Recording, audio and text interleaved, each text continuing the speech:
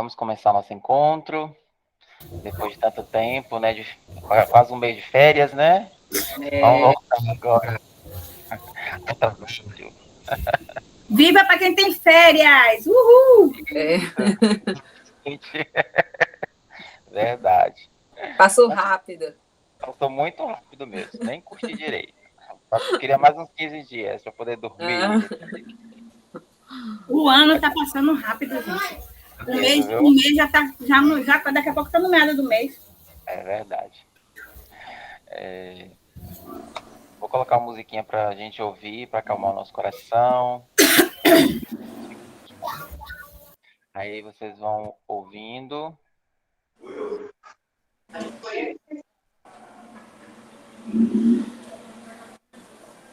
E prestando atenção na letra da música, tá? Tá certo.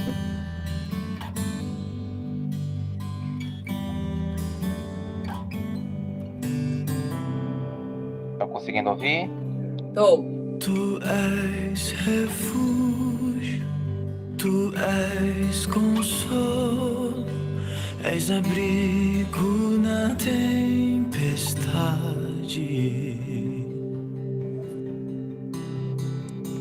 Tu és a força, és a esperança de todo aquele que espera em ti. Minha alma só espera em ti.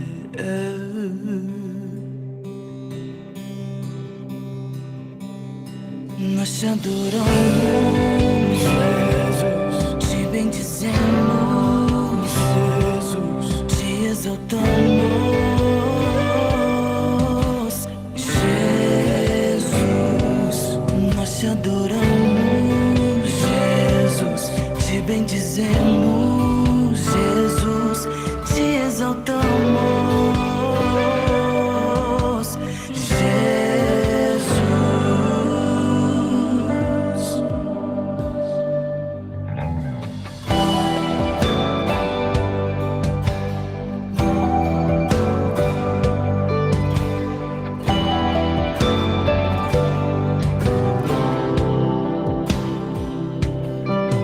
Tu és refúgio, tu és consolo, és abrigo na tempestade. Tu és a força, és a esperança de todo aquele que espera em ti.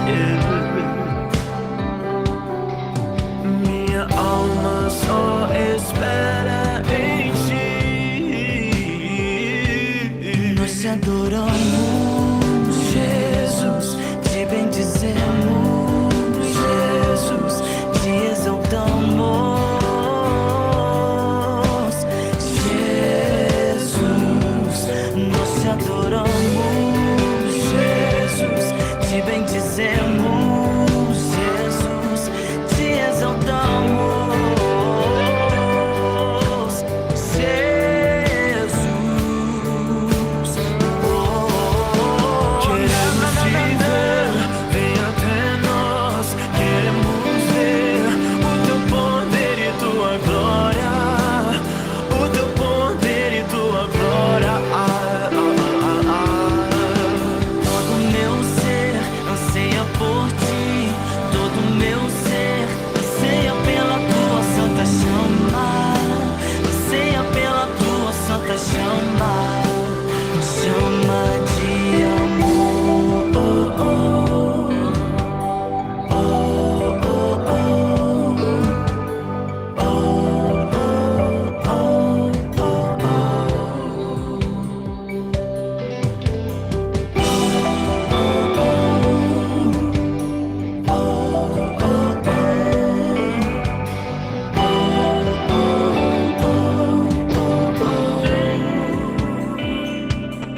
Meus amados, presta atenção.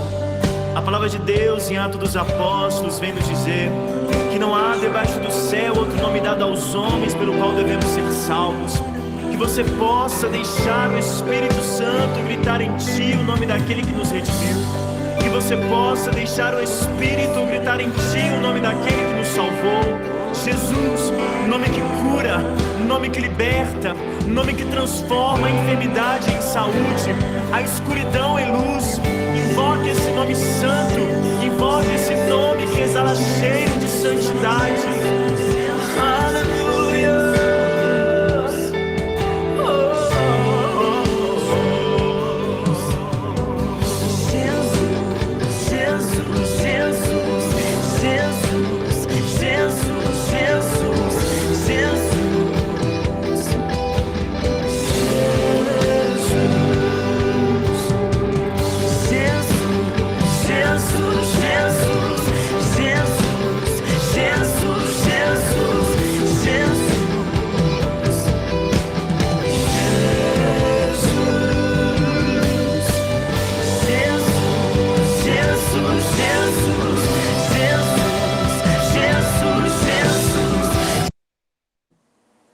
Vinde, Espírito Santo, enchei os corações dos vossos fiéis e acendei neles o fogo do vosso amor. Enviai, Senhor, o vosso Espírito, e tudo será criado, e renovareis a face da terra. Oremos, ó Deus que instruíste os vossos corações com a força do Espírito Santo. Oremos, ó Deus que enchei os corações dos vossos fiéis com a luz do Espírito Santo. Fazer com que apreciemos exatamente todas as coisas segundo o mesmo Espírito e gozemos sempre da sua consolação. Por Cristo, Senhor nosso. Amém. E seguindo ouvindo um pouco essa música, e desde nossos primeiros encontros, a gente pode refletir quem é esse Jesus para mim. Quem é esse Jesus que nos alimenta, que nos dá força na nossa caminhada. Quem é esse Jesus que faz com que nós possamos seguir em frente. Ele é essa chama de amor que nos motiva, que nos faz seguir, essa chama de amor que nos faz ser persistentes na nossa caminhada. Vamos pegar a nossa Bíblia e abrir lá em 2 Coríntios. 2 Coríntios, capítulo 1, versículos de 1 a 11. Coríntios.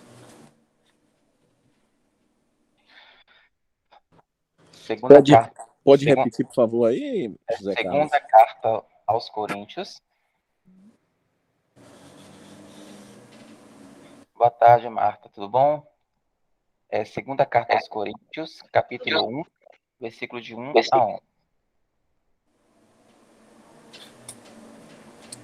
De 1 a 11? De 1 a 11. Você fala para mim, por favor, de novo, porque me chamaram aqui, eu acabei no 1 Coríntios. 2 Coríntios, capítulo 1, versículos de 1 a 11. 2 Coríntios. Coloquei aí no... Capítulo 1 a 11.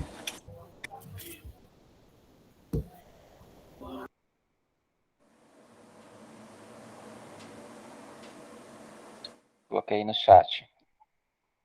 Alguém encontrou? Achei. Segunda carta aos Coríntios, capítulo 1, versículos de 1 a 11. Então pode proclamar para a gente aí, Luana, por favor.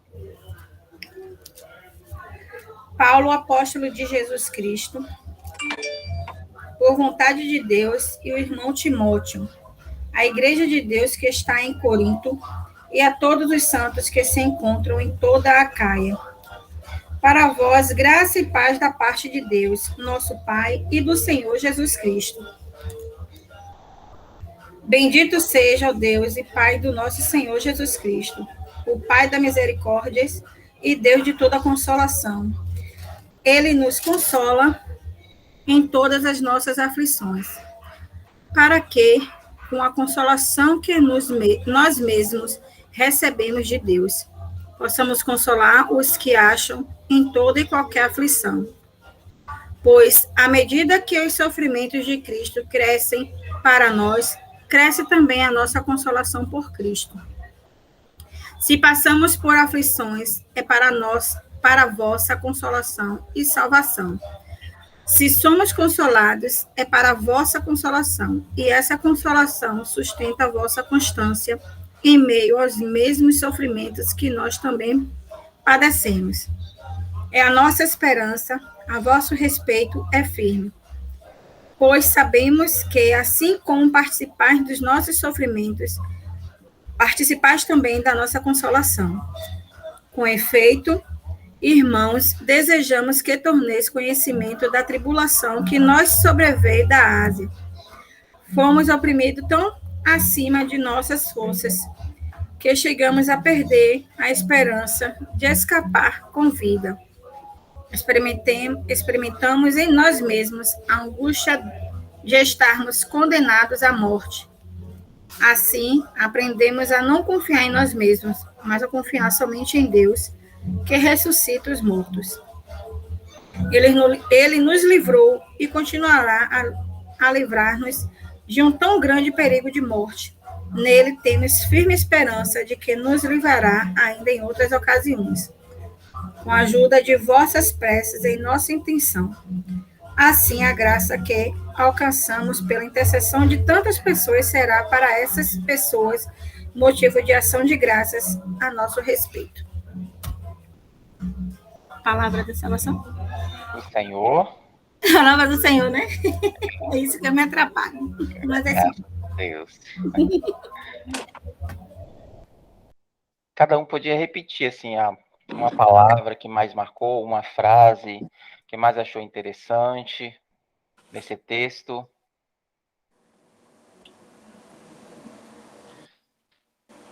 Paulo, né, ele escreve ao povo de Corinto, né, sobre algumas questões, né?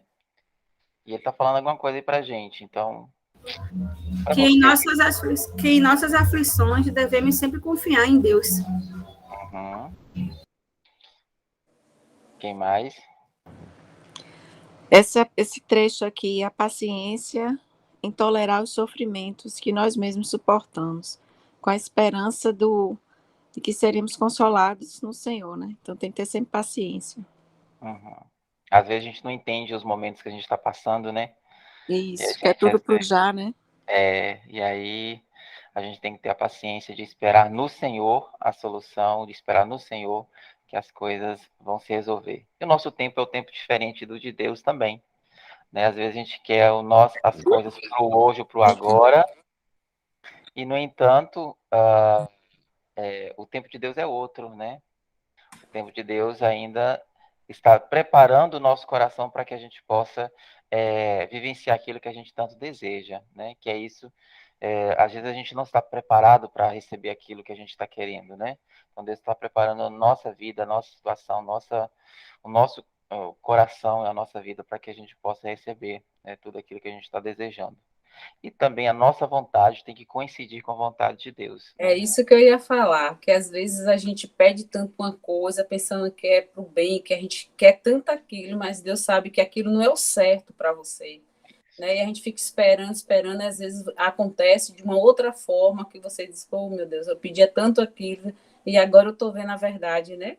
Às vezes acontece muito isso, que a gente fala assim, é a vontade de Deus, se Deus quiser, vai acontecer, agora se não for... Isso mesmo. É isso. Uhum. Que mais? Os outros?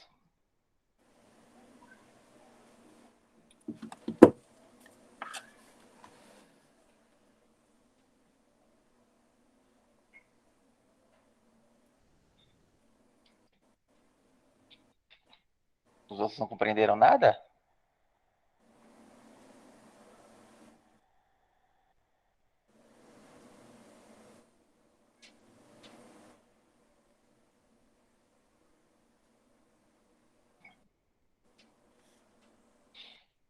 Enfim, né? Então Jesus, ele vai estar do nosso lado em qualquer situação, né? Resumindo, que a gente possa ter essa certeza que em qualquer momento que nós estivermos, Jesus estará conosco.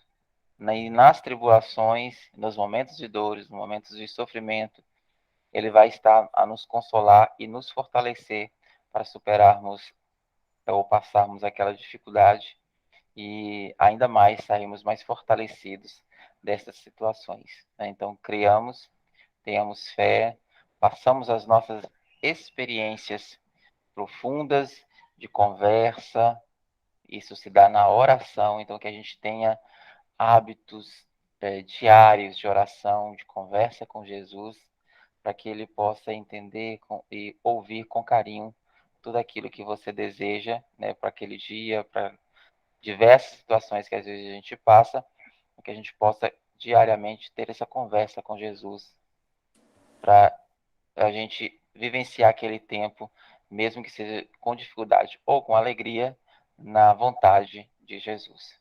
Amém? Amém. Nós vamos retornar aos nossos. Vocês lembram o que a gente estava fazendo nos nossos últimos encontros? Quem tem memória boa agora? Os últimos encontros a gente falou dos apóstolos, não foi? Eu acho que foi isso. Acho que a gente encerrou Com Atos dos Apóstolos, os não é isso? apóstolos, foi. Inclusive, até você sugeriu que a gente comprasse um livro, eu comprei, mas quem vendeu depois cancelou e eu fiquei de pegar outro e não peguei. Ah, entendi. E só passa nas Paulinas ou É, Paulo. foi isso que eu pensei, de É, passar, dar um pulo lá. passando pelo centro, passando lá, rapidinho consegue, né? Tá certo. Então, nós estamos fazendo um percurso de caminhada, né? Uhum. Nós começamos estudando a Bíblia, depois estudamos o povo da Bíblia, né? Aí nós estamos estudando as partes, né? Estudamos o Antigo Testamento todo, começamos o Novo Testamento com os 4 evangelhos e no último encontro a gente falou sobre Atos dos Apóstolos. Então agora, hoje nós vamos falar sobre as cartas, né? Que são 21 cartas, e depois, no próximo encontro, nós falamos só um encontro sobre Apocalipse, né? Que é um encontro, um livro um pouco mais difícil de compreender, de entender, né? Certas situações.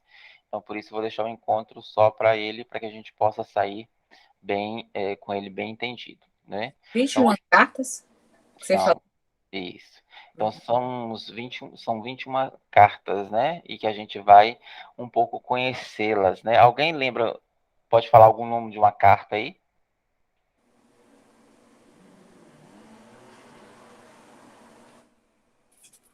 Não?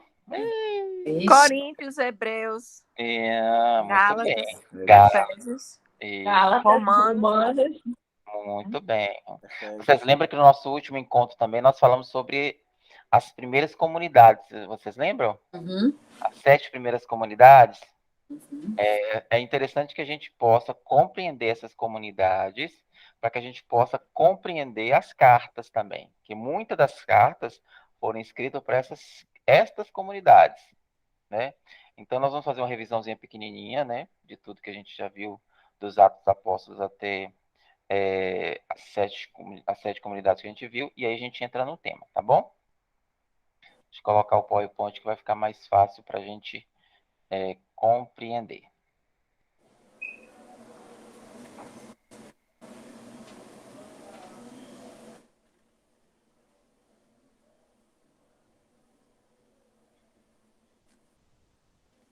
Tá dando para vocês verem aí? Dá. Passou? Mudou de página aí? Não. Não, né? Que às vezes ele fica assim Passou mesmo. agora. E tá o quê?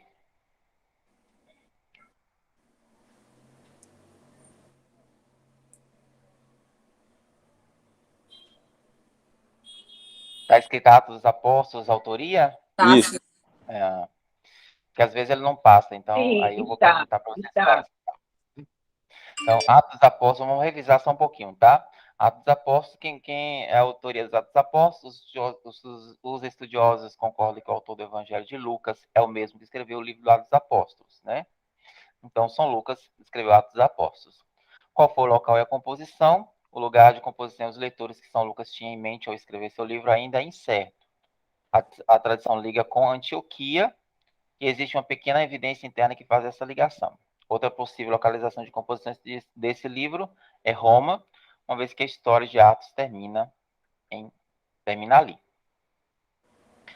A redação, né, quando foi? A atmosfera cultural e política descrita no livro de Atos sugere que o livro tenha sido escrito no século I.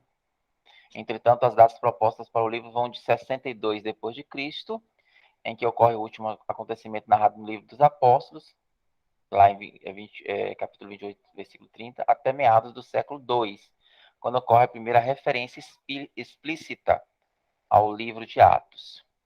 Então, a estrutura dos Atos dos Apóstolos, ou do livro, né, do Atos dos Apóstolos, é dividida em 7 partes. A primeira mostra um pouco a primeira comunidade cristã, qual que era, que vai de capítulo 1 até versículo de 1 a 26.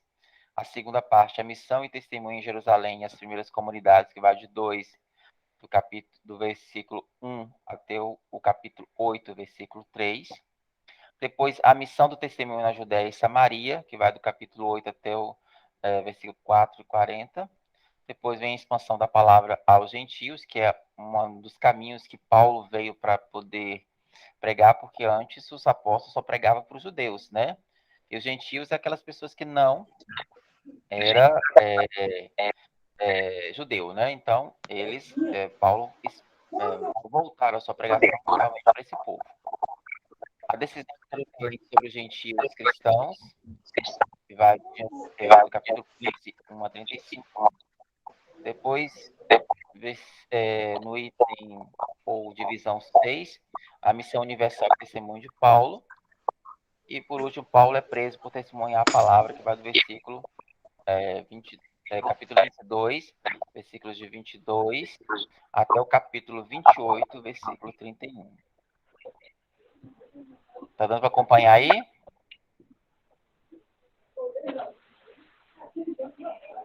Tá dando?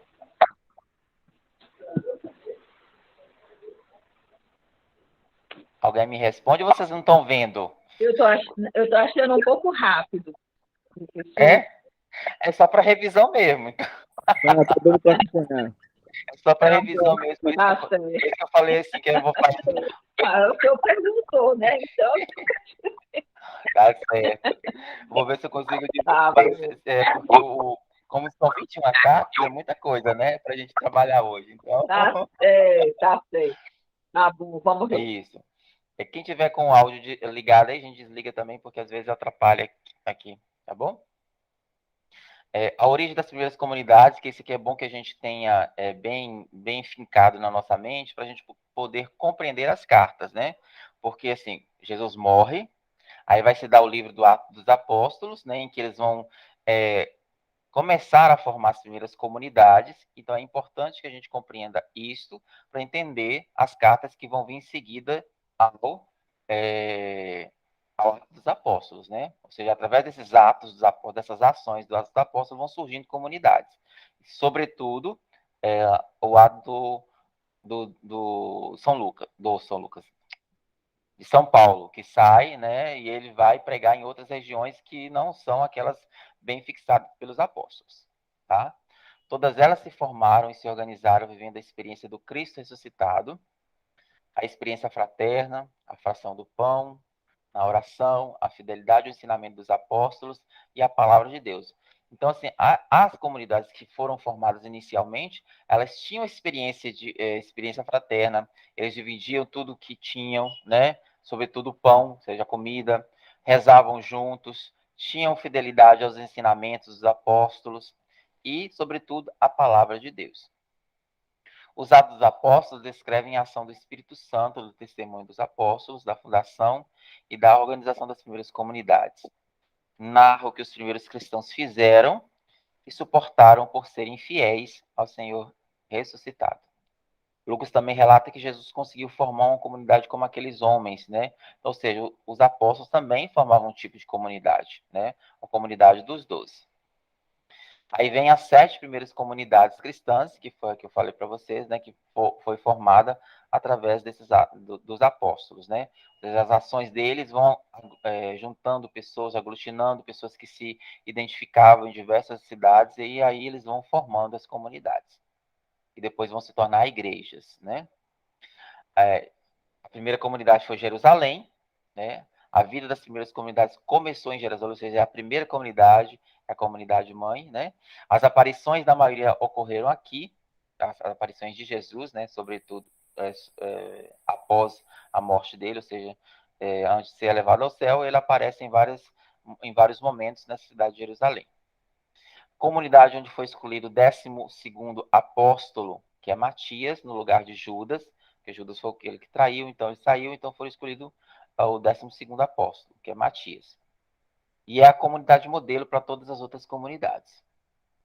Roma é a outra comunidade, é a capital do império, centro de comércios e comunicações. Não se sabe ao certo quem fundou, mas a tradição menciona Pedro e Paulo. No ano 49, o imperador Cláudio expulsou judeus e cristãos, entre eles Áquila e Priscila. Quem assistiu o filme Irmãos de Fé vão lembrar muito de Áquila e Priscila, que eram aqueles que mais acompanhou o Paulo, né? E aí eles formaram algumas comunidades, né? E arrecadaram dinheiro para levar também, doações para levar para uma reunião que eles tiveram, né, entre os apóstolos, para ver essa questão toda dos gentios e dos judeus, como é que iam fazer para poder trabalhar esses dois, porque alguns apóstolos achavam que Jesus veio para os judeus, outros, e aí, inclusive, o Paulo era defensor de que Jesus veio para todos, inclusive os não-judeus, né? E aí teve uma reunião, né, com todos os apóstolos para eles poderem definir essa questão, que aí foi definido que Jesus veio para todos, né? Damasco é uma outra terceira comunidade situada na Síria, foi a responsável pela iniciação cristã de São Paulo, porque ele estava indo para Damasco, né? E ele era Saulo de Tarso, que aí dá aquele momento que ele cai do cavalo, né? Caminho da comunidade na qual Paulo perdeu a visão, cidade recebida por Ananias, né? Então ele foi para a cidade, foi recebido por Ananias, um discípulo e judeu.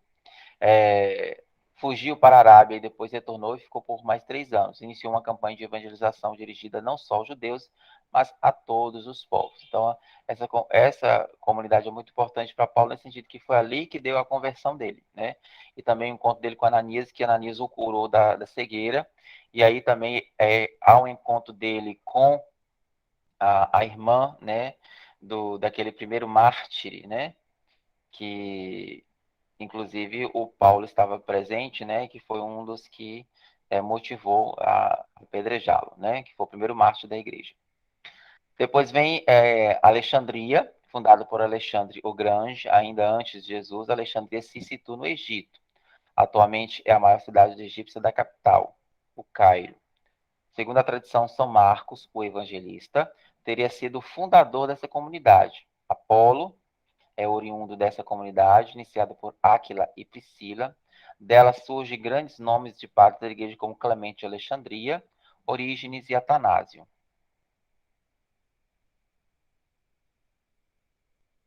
Éfeso, né? Carcas a Éfeso, né? Ou a Efésios, né? Também pode ser. Cidade da Ásia Menor, na população maioritariamente grega, grande devoção a deusa Artemis, centro de praticantes da magia. Este paganismo levou à perseguição de Paulo, que pregava contra as crenças. Teve que fugir. Áquila e Priscila ficou na orientação da comunidade. Segundo a tradição, o apóstolo João, junto com Maria, viajou para essa região, vivendo até a Assunção de Maria e a morte do apóstolo na velhice, né? Sendo que João foi o único apóstolo que não morreu mártir, né? Ele foi o único que morreu por velhice. Então, ele foi aquele que foi acolhido por Maria, né? E também como filho, e também se tornou aquele que protegeu Maria até Maria ser assunta aos céus. Antioquia é a terceira maior cidade do Império Romano, capital da Síria. A comunidade foi fundada por judeus que fugiram depois do martírio de Estevão. Lembra de Estevão, que foi o primeiro mártir, que eu falei para vocês que a irmã dele se encontrou com Paulo, lá em Damasco, e aí até ela perdoar ele, né, passa por um processo e tal, e ela acaba perdoando ele pelo fato dele ter motivado esse primeiro mártir, né, ou seja, da Igreja Católica, então o primeiro mártir é Santo Estevão. Quem assistiu o filme, Irmãos de Fé, viu bastante essa imagem, né, porque mostra bem essa realidade. Constituída antes por gentios convertidos ao cristianismo, sobretudo gregos, Barnabé foi o primeiro apóstolo a pregar nela. Ficando impressionado com a tamanha fé, convocou Paulo para acompanhá-lo e foi ali que começaram a ser conhecidos e chamados de cristãos. Aqui em Antioquia, né, que foram reconhecidos como cristãos, aqueles que seguem a Cristo. E Corinto, que foi inclusive uma das cartas que nós ouvimos hoje. Então, foram duas cartas que Paulo dirigiu a essa comunidade, a primeira carta aos Coríntios e a segunda carta aos Coríntios, que foi a que nós lemos hoje. Então, Paulo escreveu duas cartas para essa comunidade. Corinto é situada na Grécia, nas margens do Mediterrâneo. A comunidade cristã dessa cidade é bem conhecida pelas duas cartas que Paulo lhe dedicou, pois foi ele que a fundou e acompanhou sempre. Esteve com eles durante cerca de 1 ano e meio. A cidade era bastante diversificada na sua cultura e marcada por uma fama de má vida e iniquidade.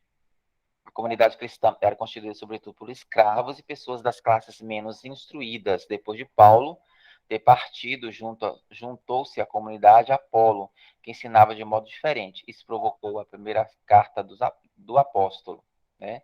Então, a primeira carta aos Coríntios é uma resposta de Paulo a essa questão do Apolo e um modo diferente dele evangelizar. E aí ele escreve para a comunidade, justificando que não há diferença entre todos e todos são de Cristo. Posteriormente, novos missionários puseram novamente em causa os ensinamentos de Paulo, porque ele escreveu uma segunda carta, sublinhando a sua dedicação ao Evangelho e a Jesus Cristo, que é essa carta que nós escrevemos hoje. Por isso que ele fala muito da sua, principalmente no capítulo 1 ali, ele estava falando muito da questão dos sofrimentos que ele passou para seguir o Evangelho. Então, a vida dele em si já é um próprio testemunho, né? E que nos momentos de dores, nos momentos de tristeza, Jesus sempre esteve com ele. E hoje nós vamos falar sobre essas cartas, né? Sobre essas 21 cartas que nós temos após os Atos dos Apóstolos. Então, eu coloquei um estante, né? No Antigo Testamento, onde tem da Bíblia, né? Porque aí tem os livros do Antigo Testamento, eu acho que vocês se lembram, né? Que eles são divididos em blocos, são 5 livros do Pentateuco, 16 livros históricos, 7 livros sapienciais e outros livros proféticos, ou seja, dão 46 livros do Antigo Testamento, e no Novo Testamento são 27 livros. Nós já estudamos os os 4 Evangelhos e Atos dos Apóstolos. E hoje nós vamos entrar nas cartas. E as cartas, a gente tem que ter em mente que elas são antes estudiosos, exegetas, fazerem um trabalho de pesquisa, pensava-se que todas as cartas foram escritas por Paulo. Mas depois de muitos estudos, descobriu-se que não são. Tá? Então, nem todas as cartas são escritas de Paulo. Apenas 7 são dele realmente. 3 são dos discípulos de Paulo. Mesmo as pessoas dizendo que são dele, mas aí, através dos estudos, descobriu-se que são 3 que os discípulos dele escreveu, e 3 são consideradas pastorais, né? Que são aquelas mais dirigidas aos pastores da igreja, né? E depois vem as 7 cartas católicas, que são as cartas a Tiago, Pedro, 2 Pedro, as 3 cartas de João e a carta de Judas. Esse Judas não é o mesmo que traiu Jesus, é um outro Judas, tá? E carta aos Hebreus, que antes era considerada como também escrita por Paulo, mas depois de estudos, né, percebeu-se que não era escrita por ele, então ele ficou de ladinho. Então, são cartas 7 de Paulo, que são carta aos Romanos, que é a comunidade de Roma, carta aos Coríntios, carta à cidade de Corinto, carta aos Gálatas, que é carta à cidade de Galáxia, carta aos Filipenses, cidade de Filipe, aos Tessalonicenses, a cidade de Tessalônica, e depois a Filemon, né? Que aí depois vem as 3 cartas dos discípulos dele, que é a carta aos Colossenses, 2 Tessalonicenses e carta aos Efésios. E as 3 pastorais, que é 1 Timóteo, 2 Timóteo e a Tito. A sede católica eu já falei, e carta aos Hebreus. Então, nós vamos hoje trabalhar somente as cartas, né? As cartas, ou também são chamadas de epístolas, né? Que às vezes algumas pessoas chamam essas cartas de epístolas. Então, quantas são as cartas ou epístolas do Novo Testamento? São 21, as cartas e epístolas do Novo Testamento. E o que é esse formato epistolar? Que eu estou falando de cartas ou epístolas, né? Então, tem um formato epistolar. O formato epistolar, as 21 cartas do Novo Testamento estão agrupadas amplamente como paulinas, dos seus discípulos e pastorais. Nenhuma carta começou sua vida como um pedaço das Escrituras, mas como uma mensagem endereçada a uma igreja ou uma pessoa em particular, ou a pessoas em geral. A forma das letras é variada, mas é sempre projetada para comunicar uma mensagem e instrução, ou seja, é uma carta dirigida, né, ou à igreja, ou a uma pessoa, ou de forma generalizada, né, pessoas em geral, para uma comunidade geral, um grupo de pessoas em geral, né. Ela tem um destino certo, uma mensagem transmitida, ou seja, aconteceu alguma coisa, por exemplo, na época que a gente escrevia a carta, né, a gente escrevia para uma pessoa ou para a família, então a gente tinha aquela mesma proposta. A gente quer mandar uma carta para minha mãe falando como eu estou aqui, como estou a vivência aqui, etc. Ou então eu quero mandar uma carta para minha mãe querendo saber como está ou como estão as coisas lá em casa. Ou então eu quero escrever uma carta à minha mãe porque eu tenho que responder para ela sobre algum problema que está acontecendo lá com ela e me disseram. Então, me disseram que ela está doente. Então, eu vou escrever uma carta para ela dizendo o que ela tem que ser feito, porque eu tenho autoridade, ou seja, eu por ser filho, eu vou ter essa autoridade para poder falar com ela, para ela se cuidar e etc, etc. Entendeu? Então, as cartas eram assim feitas para poder ajudar aquela comunidade a resolver o problema. O que é uma carta ou epístola? Uma epístola, que vem do epistolê, era uma forma literária reconhecida no mundo antigo, né? Por exemplo, né, como uma retórica ou como uma oração, na qual um documento na forma de uma carta é usado para delinear um argumento, certo? Então, ou seja, esse documento na forma de carta era escrito, né, para fortalecer aquela ideia do que ele queria, né? Por exemplo, Paulo, quando escreve a comunidade de Corinto, na primeira carta, né, ele está respondendo com argumentos concretos sobre um problema que ocorreu na comunidade que ele soube. Então, Apolo estava lá ensinando de forma diferente a do Paulo, então ele vai lá com argumentos concisos, ele vai lá respondendo a essa comunidade que não existe diferença entre gregos e gentios, na forma, mais importante a mensagem, etc, etc. Então ele vai responder com argumentos concisos para aquela comunidade ganhar força e não se extraviar, não quebrar e não desfazer-se, né? Porque às vezes quando acontecem essas questões de, vamos dizer, como eu diria, de interesses diferentes dentro da comunidade, a maioria das vezes as pessoas acabam se separando, formando outras comunidades a partir dali.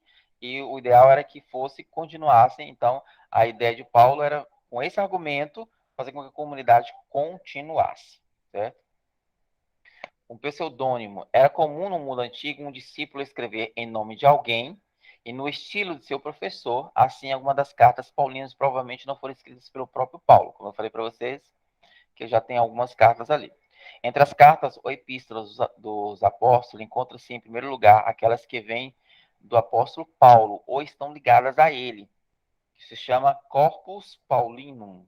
Porém, tem cartas que foram escritas pelos discípulos de Paulo e outras por outros apóstolos.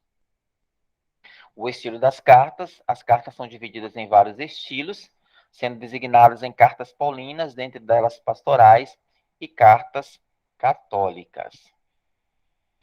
Agora vamos falar especificamente das cartas paulinas. Por que cartas paulinas? Porque vem de São Paulo, ou seja, São Paulo que as escreveu ou usaram o nome dele, o pseudônimo dele, para poder dar força na sua carta. Paulo foi quem criou a comunicação escrita para o Novo Testamento. Esse formato de carta, né, foi Paulo que criou, e foi aquele que mais escreveu. Suas cartas são anteriores aos textos dos evangelhos, ou seja, é anterior aos evangelhos, né? Sendo que a primeira carta que foi escrita foi a primeira carta aos Tessalonicenses, que foi a primeira carta escrita, mesmo antes dos evangelhos. Então, é uma carta anterior aos evangelhos. Quais os motivos que levaram a escrever? Sem dúvida, suas cartas são pastorais. Procuram iluminar com o evangelho os problemas enfrentados pelas comunidades cristãs. Ele não inventa teorias, mas tenta, a partir das dificuldades, mostrar o que significa ser cristão, naquele momento e naquele lugar determinado. Por isso é que certas soluções por ele apresentadas devem ser entendidas à luz dos problemas e da realidade que tal comunidade viveu. Paulo escreveu em grego, mas seu modo de pensar é, na maioria das vezes, o de um mestre judeu, porque ele, desde pequeno, foi criado para ser um mestre judeu. Ele estudou todas as leis, estudou a Torá, então, e todas as normas para ser realmente um judeu. Para nós, não é fácil acompanhar o seu raciocínio. O Antigo Testamento passa necessariamente por Jesus Cristo. Este, com sua vida e pregação, ilumina o ser e o agir do cristão. É por isso que em suas cartas encontramos muitas citações do Antigo Testamento. Mas os ensinamentos aí contidos não chegam ao cristão sem serem iluminados, refeitos ou anulados pela pregação e vida de Jesus Cristo, a quem o cristão aderiu pela fé, né? Por Paulo ter sido criado na lei judaica, então está embrenhado nele todo esse conteúdo, toda essa vida de ser cristão, mas com todas as normas, né, de como era, né? E judeu é cheio de normas nesse sentido de viver a sua fé, né? Então, a partir daí, ele ainda está embreado em si dessas normas, dessas vivências, dessa preparação que ele teve, né?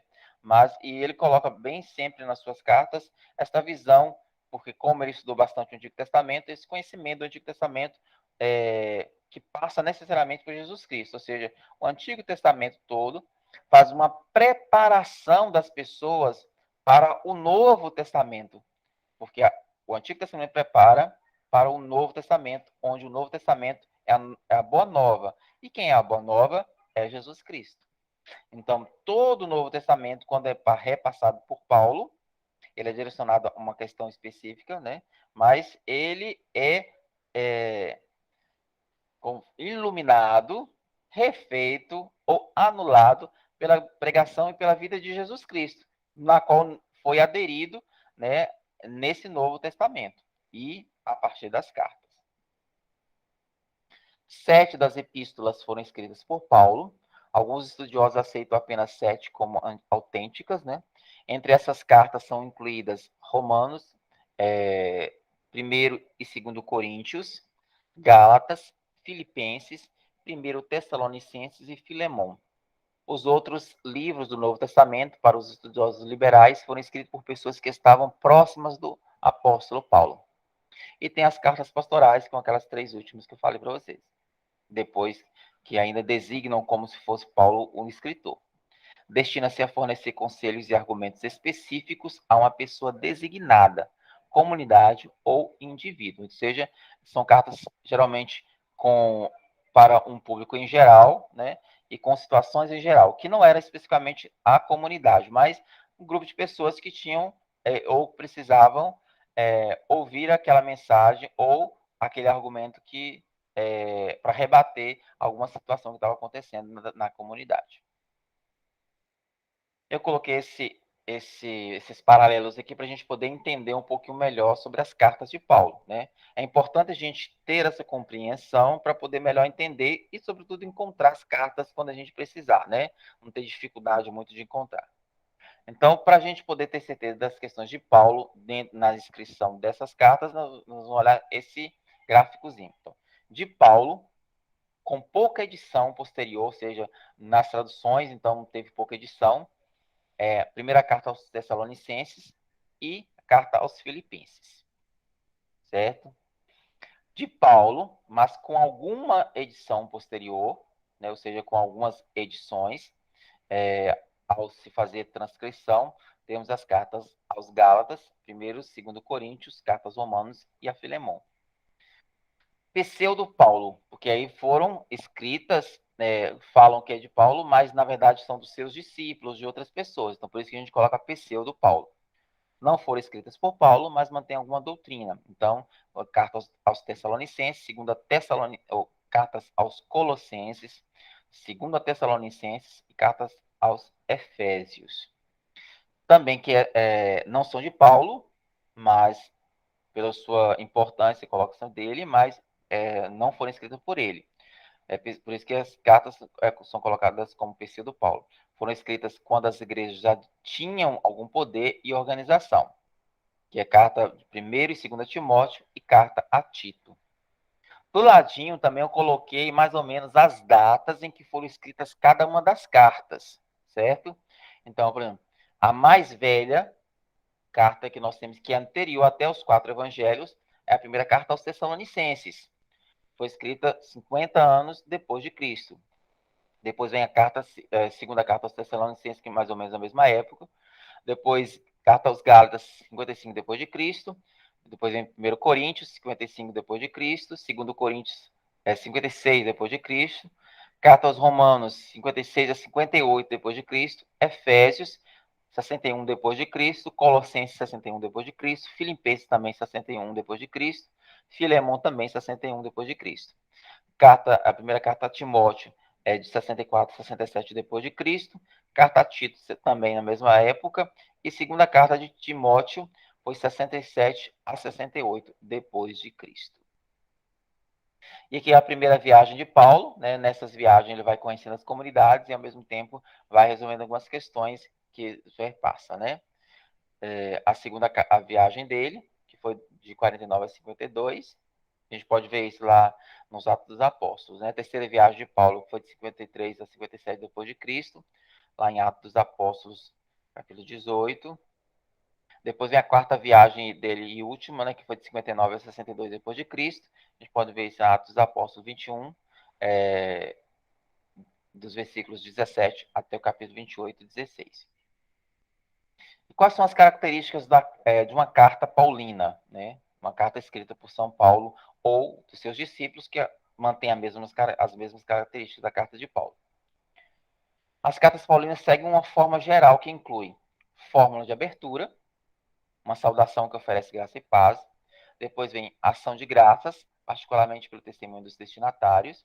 Depois vem a mensagem, aquilo que ele quer dizer. Isso pode incluir argumentos ou respostas a perguntas específicas que tenham colocados pelos destinatários. E depois vem a conclusão e saudação final. Essa sessão geralmente contém conselhos pessoais e termina com uma bênção, né? Então, aí é mais ou menos as características que uma carta paulina tem, né? Que é uma fórmula de abertura, ação de graças, tem a mensagem e tem a conclusão. Os principais pontos sobre as cartas paulinas são, então, as cartas paulinas vão tratar basicamente desses 8 pontos, né? Plenitude da vida em Cristo, Paulo e o Evangelho, a defesa do Evangelho da Graça, a natureza da liberdade cristã, Paulo sendo pastor, problemas em Corinto, o ministério apostólico e as epístolas pastorais.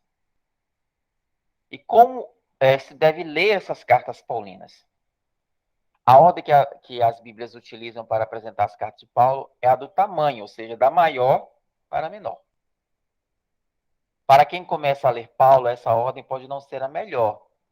De fato, a primeira carta que aparece aos Romanos é uma das mais difíceis e um tanto teórica, e não foi a primeira a ser escrita. ela pressupõe o amadurecimento do pensamento de Paulo e foi escrita a uma comunidade que ele não fundou e nem conhecia. Então, ele escreve para uma comunidade que ele não fundou, então nem conhecia. Então, por isso que eu coloquei naquele slide anterior a ordem das datas que foram escritas cada uma das cartas, para ficar mais fácil você ler, porque você, pelo tempo, você vai compreendendo a maturidade da fé de Paulo e também respondendo, você vai conseguindo compreender melhor as ideias das cartas. Portanto, em vez de seguir a ordem de tamanho, sugere-se outro caminho, ler as cartas segundo a ordem cronológica, ou seja, segundo as datas aproximadas em que foram escritas. Ora, a ordem cronológica não é uma questão pacífica. Os estudiosos discutem ainda hoje qual a época em que apareceram, mas pode-se traçar um roteiro. Começa-se com 1º e 2º Tessalonicenses, como eu coloquei lá para vocês, e depois Gálatas. Daí pode-se ler 1º e 2º Coríntios, confira para isso a introdução 2º Coríntios, prosseguindo nesta ordem: Romanos, Efésios, Colossenses, Filipenses, Filemon, 1º Timóteo, Tito e 2º Timóteo. Segundo aquela ordem mesmo que eu coloquei lá das datas, né? Que aí fica mais fácil você compreender e ler todas as cartas. Antes de ler uma carta, seria bom perguntar, né? Quando você lê essa carta, você tem que perguntar: quais os problemas que estão por detrás deste texto? A quais questionamentos Paulo responde nesta carta?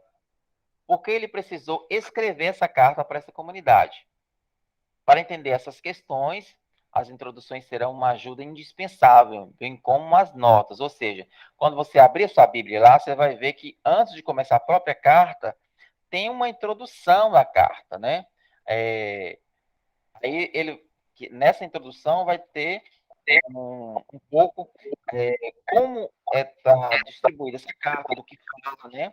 E a quem ele está escrevendo, quais são as situações ali. Então, é bom ler antes a introdução. Finalmente, lendo as cartas em ordem cronológica, será possível acompanhar os temas que mais interessam. Por exemplo, como deve ser a comunidade? O que significa ser cristão? Qual a tarefa do agente de pastoral? Qual o projeto de Deus? Como levar à frente a evangelização? Esses e outros temas aparecem com bastante frequência ao longo das cartas e será mais fácil fazer o confronto entre o que Paulo disse a cada comunidade em tempos e em circunstâncias também diferentes. Então, carta aos Hebreus, a gente deixou um bloco específico exatamente por aquela questão que ela falavam que ela era escrita por Paulo, mas na verdade não foi. Então, a gente vai ver um pouquinho em específico essa carta. Hebreus, sua autoria, a carta aos Hebreus, né? Sua autoria é incerta. A ciência moderna rejeita ter sido escrita por Paulo. Até mesmo na antiguidade, sua autoria foi debatida.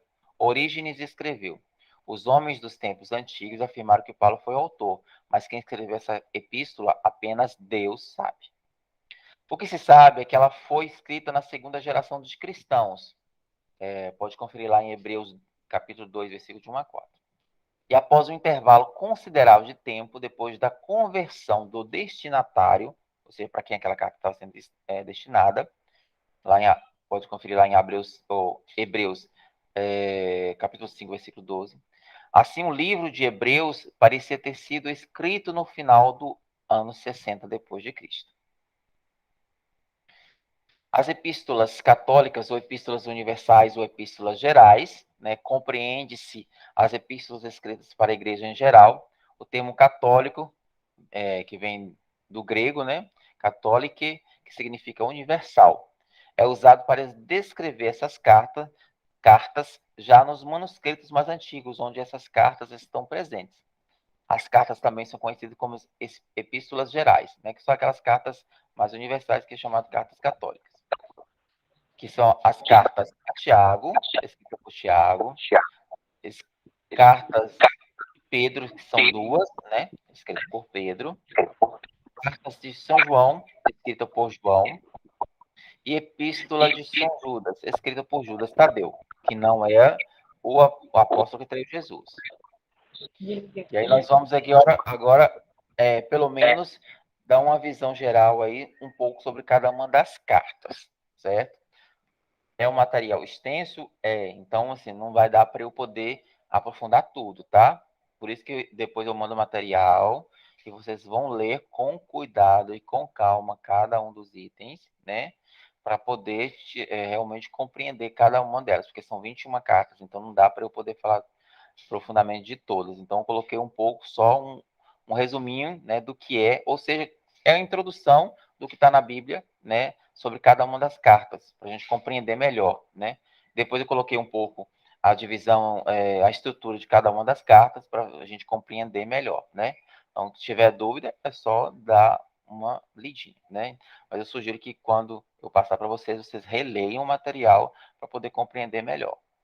Então, carta aos Romanos, que foi uma carta escrita para a comunidade de Roma, né? E nessa carta, o centro dela é a salvação vem pela fé. Lembrando que o melhor é ler as cartas, quando você for ler as cartas, né? Começar a ler por ordem cronológica de tempo escrito, e não, eu estou colocando pela ordem que está na Bíblia, viu? Então, mas é importante que você é mais fácil. Se você quiser ler também da forma que está na Bíblia, também pode ser, viu? Que é a forma como eu vou colocar aqui. Então, cartas Romanas. Nada sabemos sobre a origem da comunidade cristã de Roma, nem sobre as condições na época de Paulo. As únicas informações são as que se podem tirar desta carta. Lembrando que, como eu falei anterior, Paulo nem conhecia essa comunidade, né? Mas ele manteve essa carta a fim de resolver alguma questão, sobretudo relacionada à fé, né? Que a salvação vem pela fé. Formada talvez por cristãos vindos da Palestina e da Síria, essa comunidade logo se tornou conhecida no mundo. Um edito do imperador Cláudio, no ano 49, expulsou de Roma os judeus e provavelmente também cristãos. Prisca, tá aí tá Prisca, mas o nome é Priscila, né? Priscila e Áquila, um casal judeu-cristão vítimas dessa expulsão, foram para Corinto, onde se encontraram com Paulo, que realizava a segunda viagem missionária, 50 e 52 depois de Cristo. É através deles que Paulo é informado sobre a situação dos cristãos em Roma. A partir dessa época, o apóstolo começa a fazer planos para visitá-los pessoalmente. Por ocasião da terceira viagem, 57 a 58 depois de Cristo, ele se encontra novamente em Corinto e projeta ir até a Espanha. Escreve então a fim de preparar os cristãos de Roma para a sua tão desejada visita. Como Paulo não conhecia, então provavelmente não deu tempo ele de conhecer. A carta aos Romanos parece ter uma finalidade bem precisa. Os temas teológicos tratados e o debate com o judaísmo mostra que Paulo está preocupado em corrigir falsas interpretações a respeito de sua pregação entre os pagãos, provavelmente levadas a Roma por judeus e por cristãos judaizantes. Judaizantes que vêm eram cristãos que eram judeus, eram judeus que se tornaram cristãos. O apóstolo expõe de maneira serena, ordenada e aprofundada a doutrina que já havia exposto de modo polêmico nas cartas aos Gálatas. A gratuidade da salvação pela fé. Ou seja, esse é o tema, né? Ele mostra que só Deus pode salvar e que ele salva não apenas os judeus, mas toda a humanidade destruída pelo pecado. E Deus salva por meio de Jesus Cristo. Ora, para que a comunidade seja salva, Deus lhe dá uma anistia geral sob uma condição: que o homem acredite em Jesus Cristo, manifestação suprema do amor de Deus aos homens, e se torne discípulo dele. A seguir, o Espírito age dentro do homem, assim anistiado por Jesus Cristo, e constrói nele uma vida nova que destrói o pecado. Solidarizando-se com Jesus Cristo, princípio da nova humanidade, que é o novo Adão, a humanidade pode recomeçar seu caminho e salvar-se. Paulo quer mostrar aos judeus cristãos de Roma e a nós que nenhuma lei pode salvar, por melhor que seja, nem mesmo a judaica, pois não consegue destruir o pecado. Ao contrário, ela até alimenta o pecado. Somente a fé que temos em Jesus Cristo é que nos insere no âmbito da graça e nos possibilita construir no Espírito a humanidade nova. Aí, mais ou menos, eu coloquei, né, a estrutura da carta, né? Primeiro é uma introdução e tese, depois o pecado dos gentios e judeus e a justificação pela fé, depois o capítulo 5, a salvação universal por Cristo e a vida nova, depois capítulo 9 a 11, a salvação dos judeus, depois do 12 até o 15, a vida cristã, orientações práticas, e do 15 até o 16, conclusão e anexos. Depois vem a primeira carta aos Coríntios, como superar os conflitos na comunidade. Né? Que lembre que a carta foi escrita para que respondesse a questão de metodologia de trabalho dele com Apolo, que estava sendo criado lá. Corinto é uma cidade rica, comercialmente, né, com mais de 500 mil habitantes, na maioria escravos. Nesse porto marítimo se acotovelava gente de todas as raças e religiões à procura de vida fácil e luxuosa, criando um ambiente de imoralidade e ganância. A riqueza escandalosa de uma minoria estava ao lado da miséria de muitos. Surgiu, inclusive, uma expressão, viver à moda de Corinto, que significa viver no luxo e na orgia. Paulo, entre os anos 50 e 52, permaneceu aí durante 18 meses e fundou uma comunidade cristã formada por pessoas de camada mais modesta da população. A primeira carta aos Coríntios foi escrita em Éfeso, provavelmente no ano 56. A comunidade já estava reproduzindo, de certa maneira, o ambiente vivido na cidade toda. Ela também estava dividida. Os grupos brigavam entre si, cada um se apoiando na autoridade de algum pregador do evangelho. Por isso, o primeiro objetivo de Paulo na carta é restabelecer a unidade, advertindo que o único líder é Cristo, e este não está dividido. Paulo aproveita da situação para traçar um retrato do verdadeiro agente pastoral. Depois passa a denunciar os escândalos que pervadem a comunidade, como incesto, julgamento em tribunais pagãos e a imoralidade, e vai elaborando uma teologia de corpo, isto é, o templo do Espírito Santo. O corpo é templo do Espírito Santo. Em seguida, responde a diversas perguntas formuladas pelos coríntios. Na primeira série, procura orientar os cristãos sobre os estados de vida, matrimônio ou celibato, divórcio ou indissolubilidade, o que pensar da virgindade, como devem comportar-se os noivos, as viúvas podem se casar de novo. Em tudo isso, onde está a originalidade cristã? Ao responder sobre a questão da carne sacrificada aos ídolos, ele coloca o fundamento da verdadeira liberdade cristã, o respeito aos outros.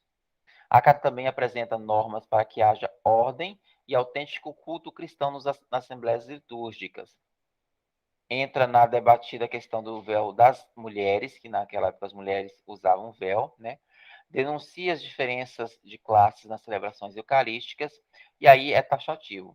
Eucaristia sem amor fraterno é impossível.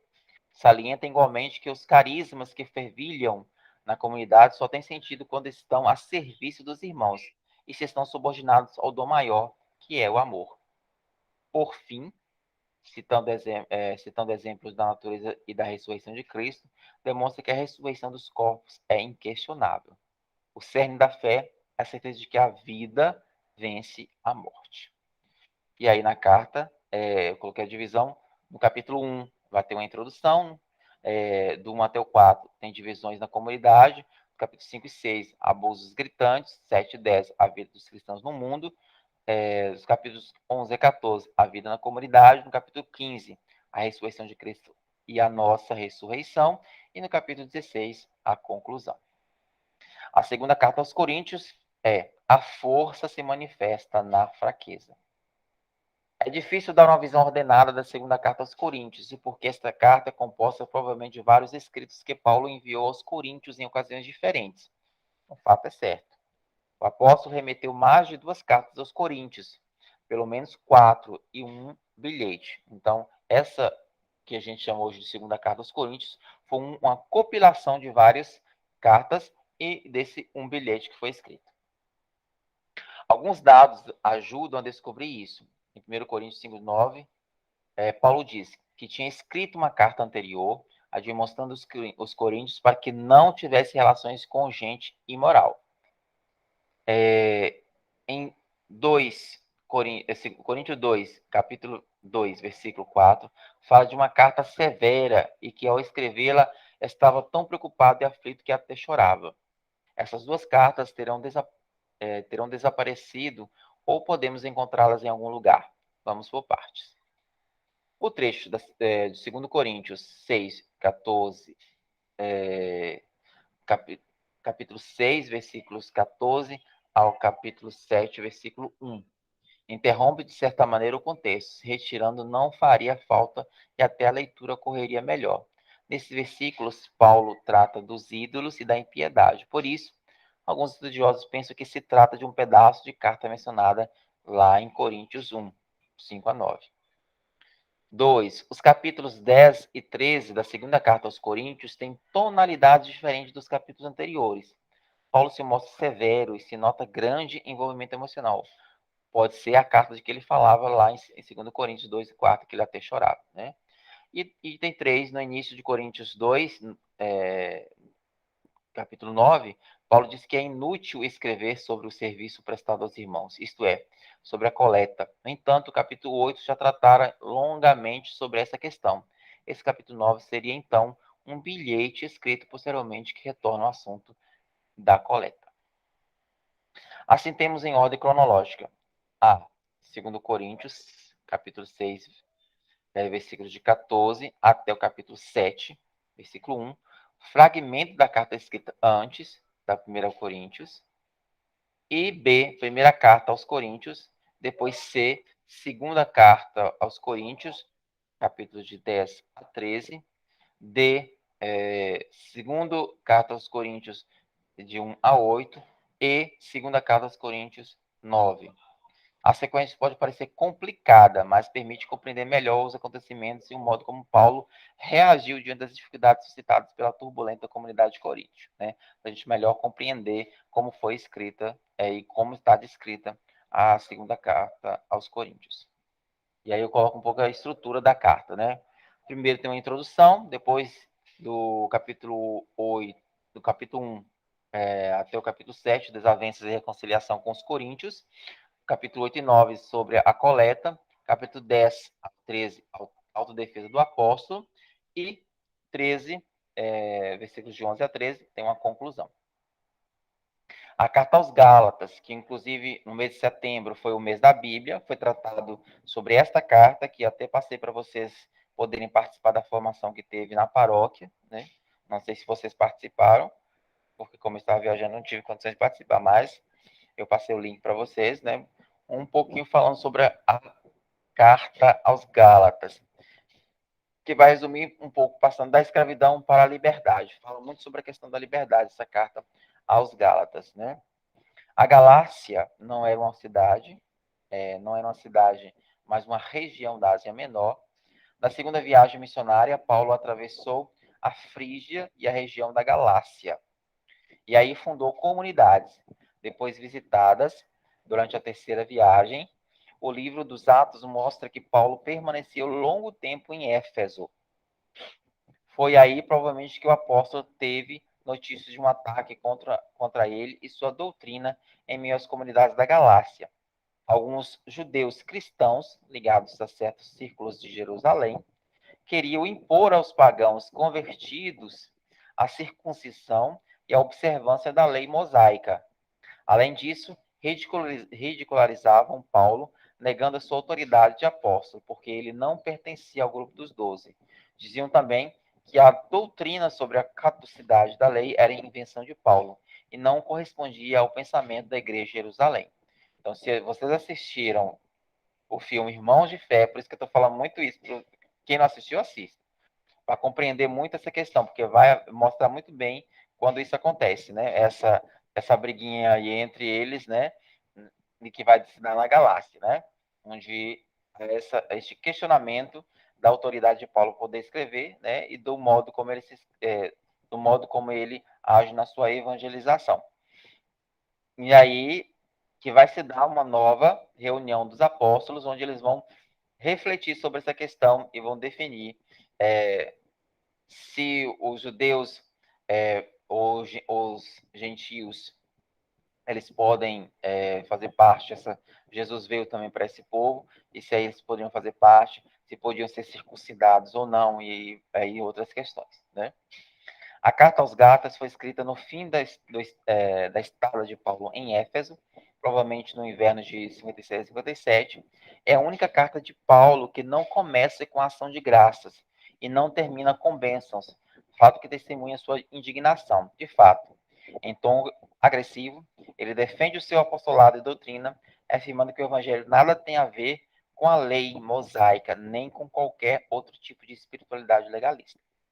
A carta aos Gálatas foi definida como o manifesto da liberdade cristã e a universalidade da igreja, daí a sua importância. Contudo, libertação de que e para quê?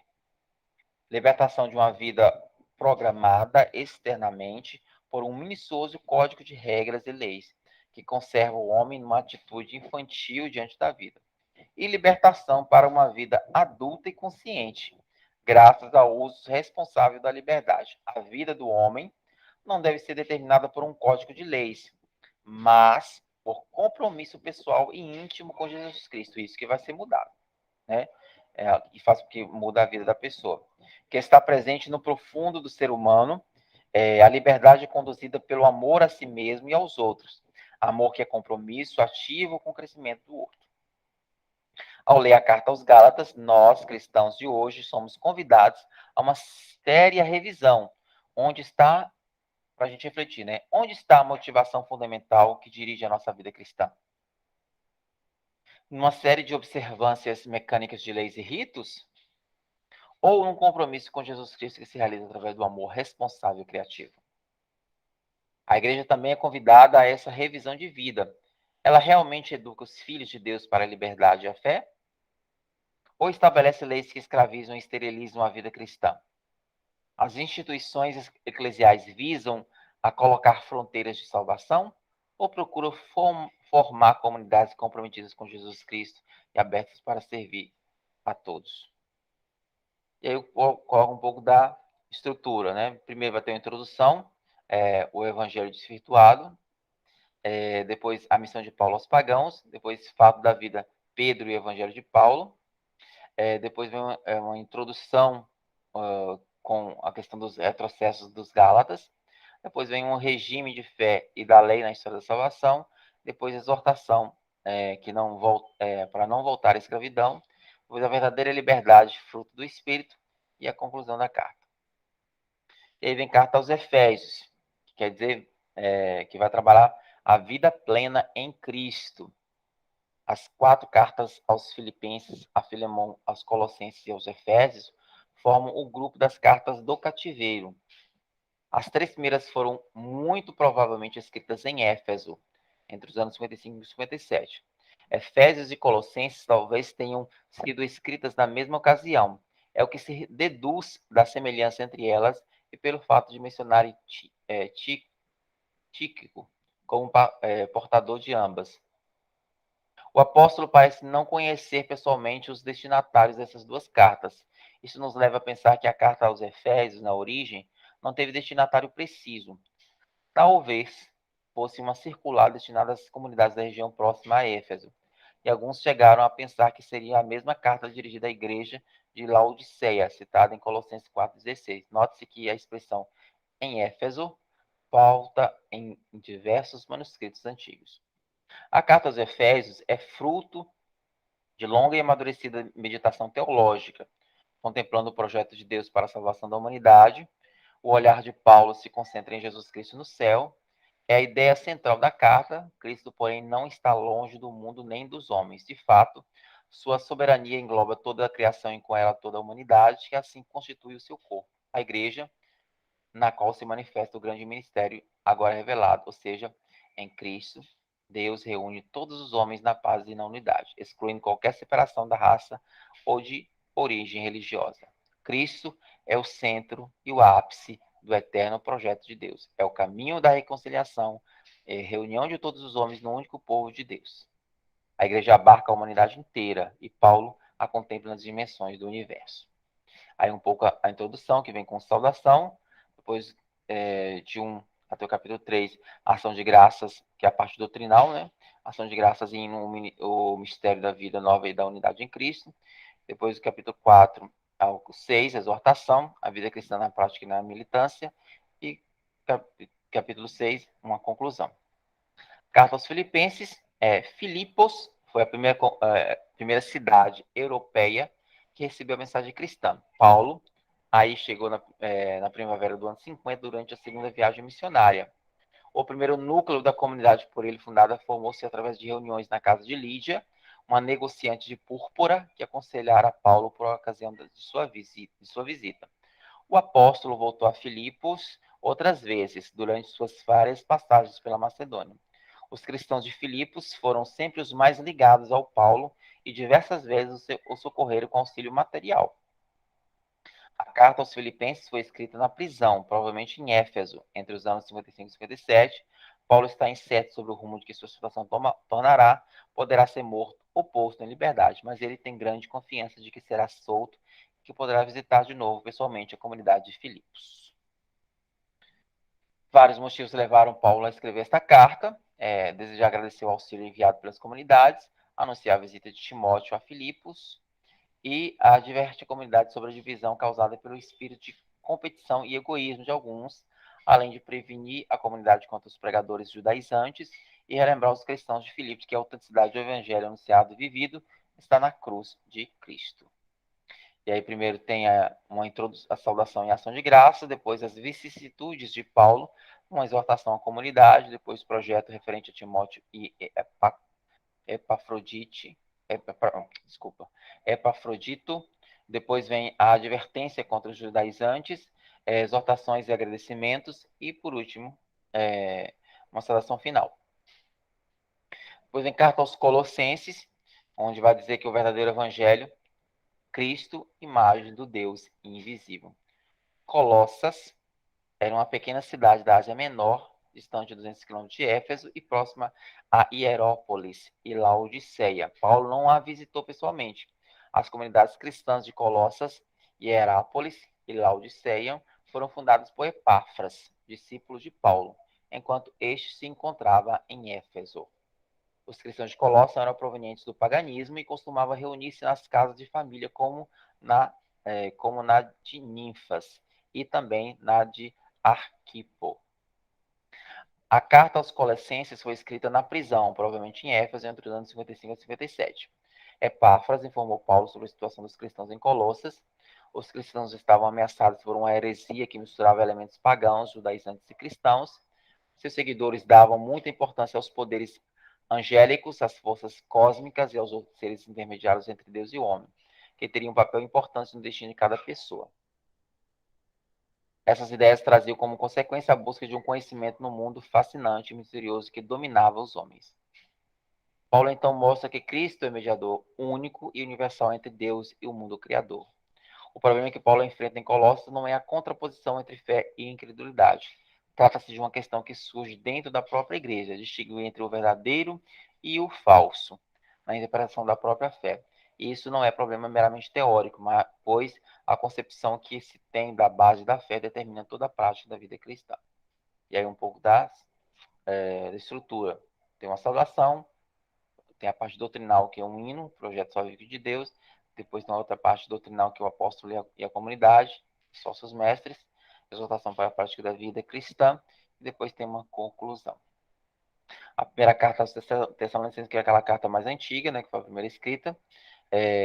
Nessa carta, Paulo anuncia o evangelho e forma aí um pequeno grupo, mas perseguido tem que fugir, e seu trabalho corre o risco de se esvaziar diante das inúmeras propostas dessa grande cidade. Então, de Atenas, ele envia seu colaborador Timóteo para visitar e trazer notícias dessa comunidade perseguida.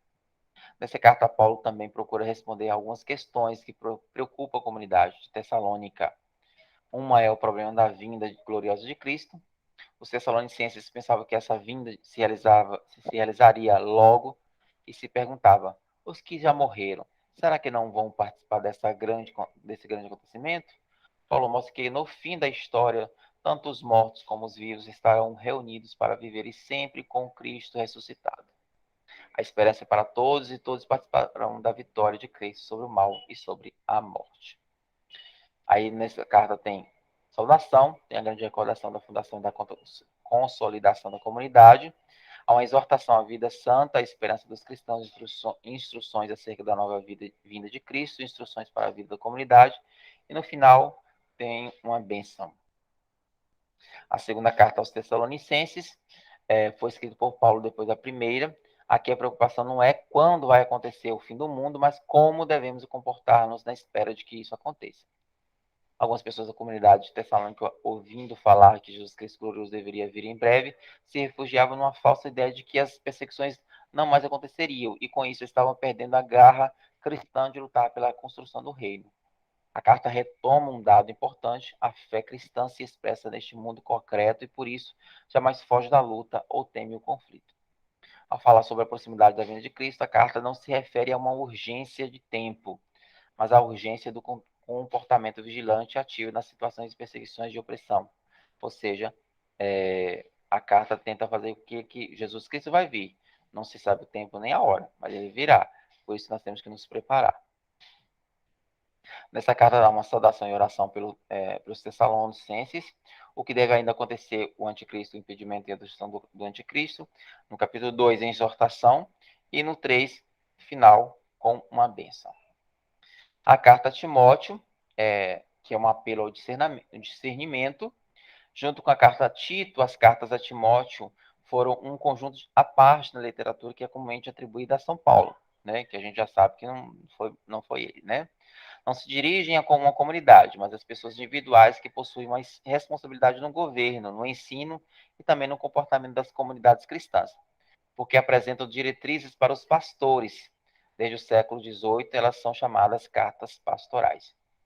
Timóteo foi discípulo e colaborador de Paulo e é mencionado ou está sempre junto com o apóstolo quando este escreve suas cartas. Conforme Atos, Timóteo nasceu em Listra, na Licaônia, filho de pai grego e mãe judeu-cristã. Paulo permitiu que ele fosse circuncidado. Ao passar por Listra na sua segunda viagem missionária, Paulo tomou Timóteo consigo como companheiro de viagem. Timóteo ficou em Bereia quando Paulo teve que fugir, e depois se juntou a Paulo em Corinto. Foi mandado para a Macedônia antes da terceira viagem de Paulo, e estava no grupo de Paulo no fim da terceira viagem. A primeira Timóteo deve ter sido escrita em 64 e 65 e apresenta Timóteo como responsável pela igreja de Éfeso. A importância da primeira carta de Timóteo está no seu testemunho histórico sobre a organização eclesiástica. Paulo insiste que Timóteo desempenhe com firmeza e coragem a função que recebeu de Cristo, mediante a imposição das mãos, ou seja, ordenação. Exorta-o a tornar-se anunciador e defensor da verdade, e a organizar o culto, e a ser pastor, dirigindo a comunidade na diversidade dos grupos. Estamos ainda longe de ser uma rígida organização jurídica, mas podemos dizer que temos aqui um verdadeiro ponto de partida para a reflexão teológica sobre o ministério da igreja. Nessa carta vai ter uma introdução geral, no capítulo 1, no capítulo 2, determinações diversas, no capítulo 4, os falsos mestres e suas doutrinas, no capítulo 5, atitude para com as diversas categorias de fiéis, no capítulo 6, admoestações finais contra as falsas doutrinas e a ganância.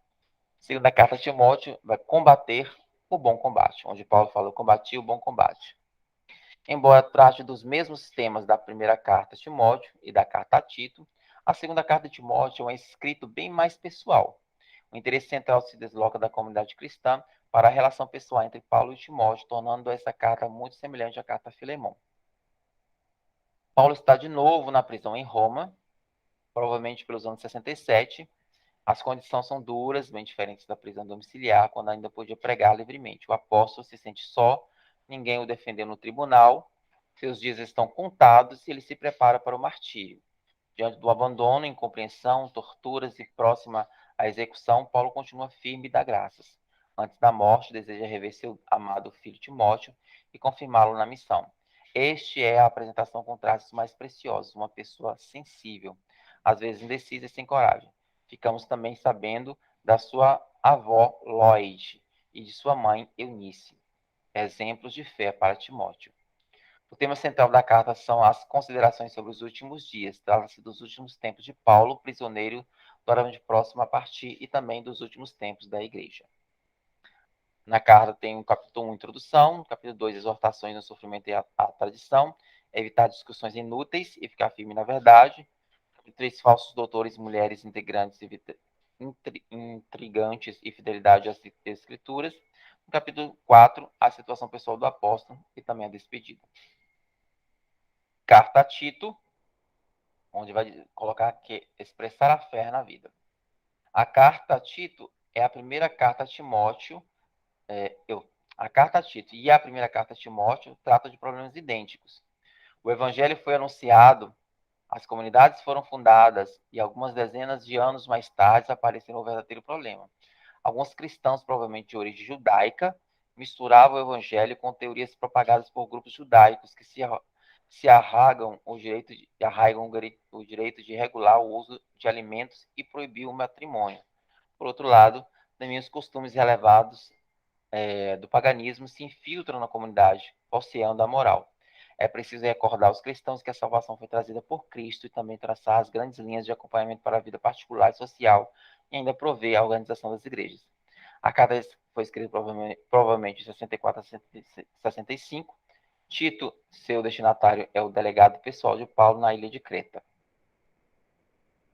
O centro da carta é a sã doutrina, isto é, a vontade salvadora de Deus e a salvação gratuita trazida por Cristo. Ao redor desse núcleo giram as várias partes da carta, uma organização temática bem mais feliz que na primeira Timóteo. Tito deve instituir presbíteros a fim de que exortem a sã doutrina, refutem todos os que a contradizem. Além do mais, o próprio Tito deverá fechar a boca dessa gente, ensinando e praticando e fazendo a prática da sã doutrina.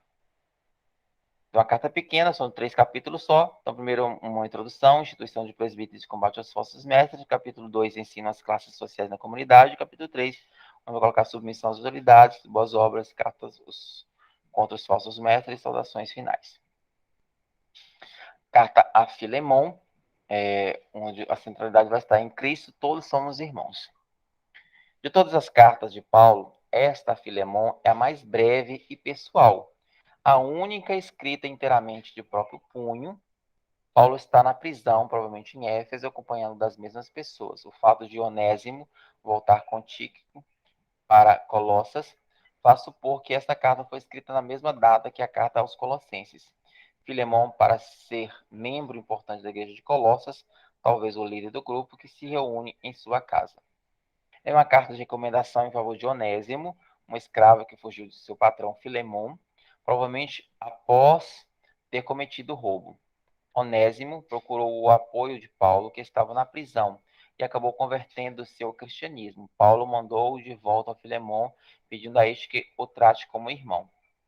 Paulo não pensava seriamente em criticar o estatuto da escravidão, comum em seu tempo, provocando assim uma revolução social. Os cristãos ainda não tinham força para exigir transformações estruturais da sociedade, mas o apóstolo implicitamente declara que a estrutura vigente não é legítima. De fato, mostrando que as relações dentro da comunidade cristã devem ser fraternas. Paulo esvazia completamente o estatuto da escravidão e a desigualdade entre as classes. Em Cristo, todos somos irmãos, com os mesmos direitos e deveres. É só Cristo é o Senhor.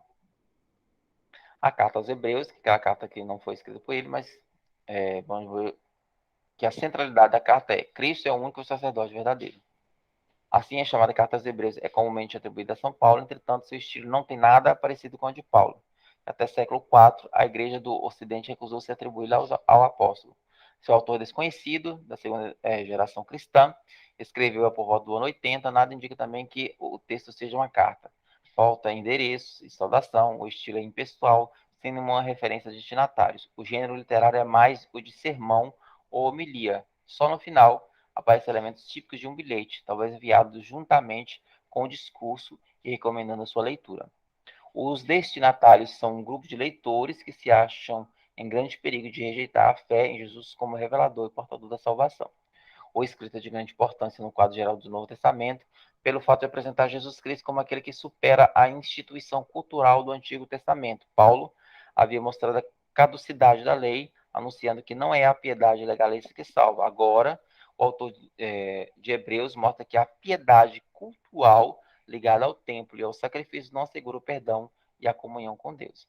O único ato salvador a obter de uma vez por todas o perdão é o sacrifício de Jesus, que derramou seu sangue e entregou sua vida por nós. Jesus é portanto, o único mediador entre Deus e os homens. Doravante a ele, o único santuário e sacerdote. E o sacrifício por ele realizado é daqui por diante o único agradável a Deus. Na estrutura, há uma abertura no capítulo 1. No capítulo 1 ainda continua até o 2, Jesus, filho de Deus e irmão dos homens. No capítulo 3, Jesus, mediador fidedigno e solidário. No capítulo 5, exortação. E no capítulo 8 ao 9, é um tema central, Jesus, sacerdote de uma aliança melhor. Capítulo 10, o perdão dos pecados. 11, a fé e a conversão. 12, a vida cristã. 13, uma doxologia. E o restante do 13 é a forma de envio da carta. Carta a Tiago, onde eu colocar fé é prática da justiça. A carta a Tiago é um escrito de caráter sapiencial, isso é, mostra a sabedoria do discernimento. Essa carta é mensagem tipicamente cristã, como os evangelhos. Reduz tudo a lei judaica ao mandamento do amor ao próximo. Pode dizer que é a explicação das exigências desse momento em diversas circunstâncias. Tiago rejeita a consagração, separação entre dimensão vertical e dimensão horizontal da vida cristã, do mesmo modo que o corpo sem o espírito é cadáver, assim também a fé sem as obras é cadáver. E são essas as obras citadas no contexto: dar de comer ao faminto e vestir o nu. Inclusive, no filme lá, Irmãos de Fé, tem um debate entre Paulo, né, e Tiago sobre essa questão da fé, né, que aí a fé sem as obras ela é morta. E aí, Paulo traz o resultado do trabalho dele, que é a doação para a comunidade de Jerusalém. Nessa carta, uma saudação e temas: exortação, constância e aprovação, exortação à constância na aprovação, uma oração, um ouvir e práticas. No capítulo 2, tem um conteúdo de desenvolvimentos homiléticos, que é tipo homilia. No capítulo 5, exortações finais. A primeira carta de Pedro, um lar para quem não tem casa. Esta carta foi escrita aos que vivem dispersos como estrangeiros por todas as regiões da Ásia Menor. São, portanto, migrantes que vivem fora da pátria, seja porque partiram em busca de trabalho para sobreviver, seja porque eram escravos comprados que permaneciam na casa de seus senhores, longe do local de origem. A carta foi escrita na Babilônia, que provavelmente designa a cidade de Roma. A data provável é o período imediatamente anterior à perseguição desencadeada por Nero no ano 64. Há uma saudação e ação de graça no capítulo 1. Continua no capítulo 1, santo estilo da vida como povo e a casa de Deus. Capítulo 2, a existência cristã exemplar no mundo. Capítulo 4, no meio do conflito com a sociedade. No capítulo 5, uma saudação final. A segunda carta de Pedro vai perseverar na esperança, embora se apresente como sendo de Simão Pedro. Essa segunda carta é o último escrito do Novo Testamento e foi provavelmente escrita no fim do século I, ou mesmo em meados do século II. Se o autor imita o gênero literário do Testamento dos antepassados, comum naquela época, por conselhos e advertências na boca dos patriarcas que estão próximos à morte. A carta responde à situação, estimulando os desencorajados e denunciando com veemência as doutrinas estranhas à fé, ao mesmo tempo que anuncia a catástrofe final do mundo, ensina também a paciência, a perseverança, o senso da vida sob o julgamento de Deus, o progresso na fé e na graça. Aí é uma saudação, capítulo 1, depois continuando a verdade a nós transmitida, no capítulo 2, os falsos mestres, capítulo 3, desânimo e vigilância de Deus, não tarda, e no capítulo 3, terminando a uma exortação final. A primeira carta de João, onde vai dizer o dinamismo da fé é o amor. O autor da primeira carta de João é o mesmo do quarto evangelho, seja o evangelista, ou talvez um discípulo dele. Escrita provavelmente no fim do século I, era dirigida às comunidades cristãs da Ásia Menor, que passava por séria crise provocada por um grupo de dissidentes carismáticos. A carta mostra que é vazio e sem valor qualquer espiritualismo que não se traduz em comportamento prático. Não é possível amar a Deus sem amar o próximo e sem formar comunidades. O centro da carta é o amor que traduz a fé em vida concreta. Amor ao próximo significa conhecer a Deus, viver na luz, estar unido a Deus e aos irmãos, não pertencer ao mundo e cumprir os mandamentos. Portanto, amar a Deus é praticar justiça, é ser filho de Deus, obter o perdão dos pecados, libertar-se do medo. Tem um pouco o resumo da estrutura, que é, no capítulo 1 tem um prólogo, no capítulo 1, continuando, tem a luz, depois 2 fala sobre justiça, no capítulo 4 fala sobre a questão do amor, e no capítulo 5 uma conclusão. A segunda carta de João, viver na verdade. Esta carta se dirige a uma comunidade personificada como senhora eleita. Repetindo frases da primeira carta de São João, trata-se da comunidade exposta à ameaça de perder o próprio coração da fé e da vida cristã. Alguns pregadores avançados negam que o homem Jesus seja o Messias enviado por Deus e deixam de lado o mandamento do amor mútuo, rompendo consequências de sua relação com Deus. Em poucas palavras, pregam um conhecimento elevado que não necessita da fé em Jesus nem do seu evangelho de amor. O ancião é radical. Proíbe que a comunidade mantenha qualquer relacionamento com esses impostores. Trata-se, sem dúvida, de pessoas que pertencem ao grupo combatido pela primeira carta de João. O remetente assina ancião, que é igual a presbítero, e os destinatários se encontram na Ásia Menor. O autor e a época são os mesmos da primeira carta de João.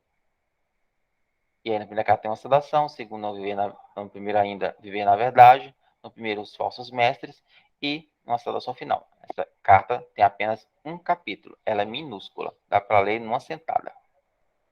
E a terceira carta de São João, falar um pouco sobre os cooperadores da verdade. Esta é uma carta de encorajamento que apresenta a situação e pessoas bem concretas. O ancião é certamente responsável por um grupo de comunidades e está encontrando a oposição de Diótrefes, o bispo de uma igreja local, a quem acusa de ser dominador e de ter uma língua ferina. O ancião enviou alguns missionários que se hospedaram na casa de Gaio, mas Diótrefes não permitiu que eles tivessem acesso à comunidade local. Agora, torna a enviá-los e pede a ajuda de Gaio. Demétrio, portador da carta, talvez seja um desses missionários. Note-se que a crítica ao bispo Diótrefes não é a respeito de uma doutrina errada, mas de um espírito autoritário que toma decisões sem consultar a comunidade. Então, a carta também minúscula, que é apenas de um capítulo, e nesse um capítulo vai ter uma primeira saudação, depois a questão de Gaio e Diótrefes, os missionários Demétrio, e depois uma saudação final. E, por fim, a carta de Judas, né? Não desanimar na fé. Essa pequena carta atribuída a Judas, irmão de Tiago e parente de Jesus, provavelmente foi escrita no fim do século I. Seja quem for o autor, ele conhece bem a literatura judaica do seu tempo, os textos chamados apócrifos, que ele cita, e dos quais está muito próximo pelo estilo.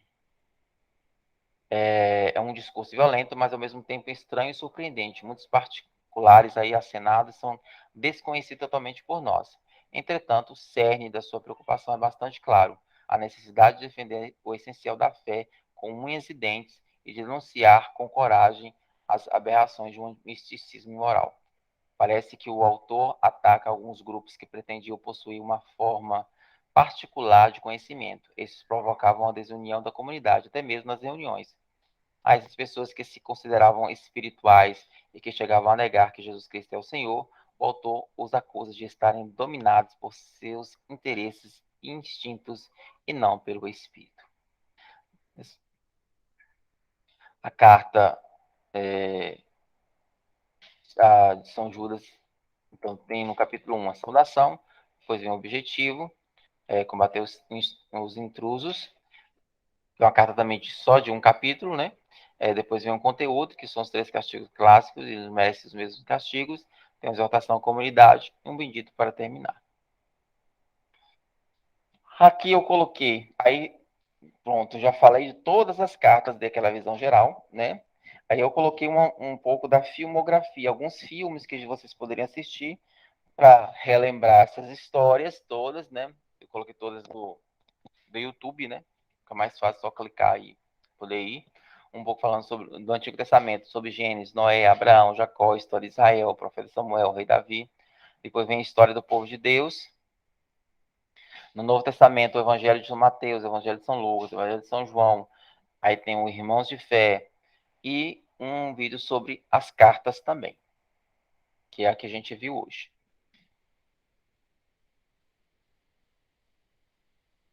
Compreenderam? Muita coisa, né?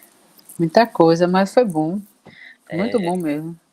Então, são 21 cartas para vocês compreenderem. Então, nós vimos os 4 evangelhos, Atos dos Apóstolos, agora as 21 cartas, e nós vamos terminar com Apocalipse. Uhum. Agora, como você falou, né? Tem que dar uma lida nas cartas. Isso, exatamente. Que aí foi resumido, mas... Então, tem que dar grande, mas dá para ler. Isso. Leia o material, porque alguns eu li até, coloquei todo o conteúdo lá das introduções dos slides, mas outros não dava tempo. Então, é bom que vocês releiam para poder ter conhecimento, né, entender um pouquinho, né, ou então, quando for ler as cartas, lê aquela introdução lá antes das cartas que vai te ajudar a entender melhor. Uhum. Tá certo. Certinho com todos? Tudo certo. Podemos terminar? Podemos. Fala, Luana. Não, não, pode. Não, eu tô falando porque com todas essas cartas e eu tô no grupo de leitura da Bíblia Orante e a gente está no Evangelho de São Lucas, né? Porque ele começa, né, pelos Evangelhos. Sim. Eu tinha começado da outra vez, só que aí eu parei, aí eu saí do grupo e recomecei novamente. Entendi. É bom, Com muito bom. certeza. É que aí ele dá um resumo de tudo que a gente tem que ler, e todo dia tem um resumo, né, explicativo, explica também, como é que se diz? Manda vir, partilha. Final de semana a gente pode partilhar, dia de semana não, é só para ler a Bíblia mesmo. Entendi. Então, leiam também as cartas, viu? Vamos, para a gente poder conhecer a nossa Bíblia. É. Né? Porque muitos de nós cristãos, principalmente católicos, não conhecem a nossa Bíblia. Não sabe nem ler. Então, vamos procurar para a gente praticar, para a gente saber, pelo menos, procurar os capítulos, versículos e poder entender direitinho. Tá certo. Certo? Uhum. Vamos fazer nossa oração final.